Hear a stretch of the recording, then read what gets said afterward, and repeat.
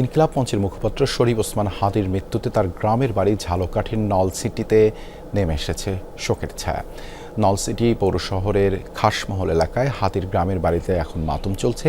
স্বজনরা কোনোভাবেই মেনে নিতে পারছেন না হাদি আর নেই। সদা হাস্যোজ্জ্বল হাদির মৃত্যুর খবরে শোক স্তব্ধ গোটা এলাকা। এর আগে গত রাতে হাদির মৃত্যু সংবাদ পাওয়ার পরপরই দ্রুত হত্যাকারীদের গ্রেপ্তারের দাবিতে সড়কে নেমে আসে স্থানীয়রা। শহরের কলেজ মোড় এলাকায় অবস্থান নিয়ে প্রায় 5 ঘন্টা ঢাকা ঝালকাঠি মহাসড়ক অবরোধ করে রাখা হয়। এ সময় সড়কের দুই পাশেই তীব্র যানজটের সৃষ্টি হয়। পরে রাত 3টার সময় বিক্ষুব্ধরা সরে গেলে ধীরে ধীরে স্বাভাবিক হয় যান চলাচল। হাদির মৃত্যুতে তার গ্রামের বাড়ি ঝালকাঠিতে শোকের ছায়া নেমে এসেছে। সহকর্মী দুলাল সাহা এই মুহূর্তে রয়েছেন সেখানে। দুলাল, সেখানে পরিস্থিতি কেমন, কি বলছেন হাদির স্বজনরা? দেবাশিস, হাদির শোক সংবাদটি, শোক বার্তাটি পাওয়ার সাথে সাথে ঝালকাঠি এবং নলছিটিতে তার যে সেই নলছিটিতে ব্যাপক শোকের ছায়া নেমে এসেছে এবং শুধু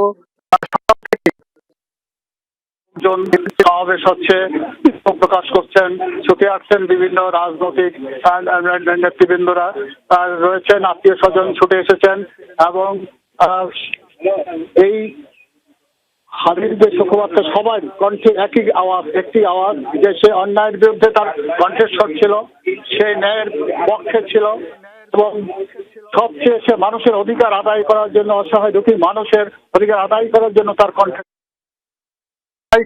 তার কণ্ঠস্বর ছিল। তার কবিতা মানুষের কল্যাণের জন্য লেখা। তিনি তার এই মৃত্যুর সংবাদটি যখন পড়ছে এবং নলছিটি যেমনি হয়েছে, গতকালকে রাত 10টা থেকে রাত 3টা পর্যন্ত বরিশাল খুলনা আঞ্চলিক মহাসড়ক সেটি অবরোধ করে রেখেছেন যারা 24 জুলাইয়ের সৈনিকেরা এবং বিভিন্ন রাজনৈতিক দল, জামাতের শিবিরের নেতাকর্মীরা সবাই ছিলেন প্রতিবাদের মুখর। এবং তারপরে তার বাড়িতে আজকেও সবাই ছুটে এসেছে। পাড়া প্রতিবেশী অনেকে কান্না করছেন। আমি এমনি একজন লোককে খুঁজে পেয়েছি যার বাবা ছিলেন হাদির পিতা, ছিলেন তার বন্ধু মানুষ, যিনি তাকে স্বচক্ষে দেখেছেন। এমনি ভাবে একজনকে খুঁজে পেয়েছি। আপনি আসেন, আপনি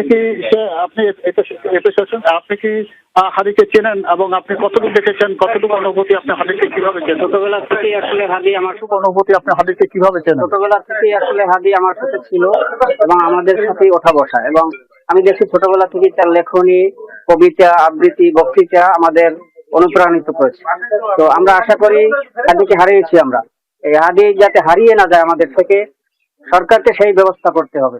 আমাদের একটাই প্রশ্ন যে ঢাকায় খুন করে নলছিটিতে বাসা এসে পড়তে পারে না আসামি, তাকে গ্রেপ্তার করার সাথে সাথে তারা চলে গেল, কিন্তু তাদের ব্যাপারে পুলিশ কোনো ব্যবস্থা করতে পারলো না এবং গ্রেপ্তারও করতে পারলো না।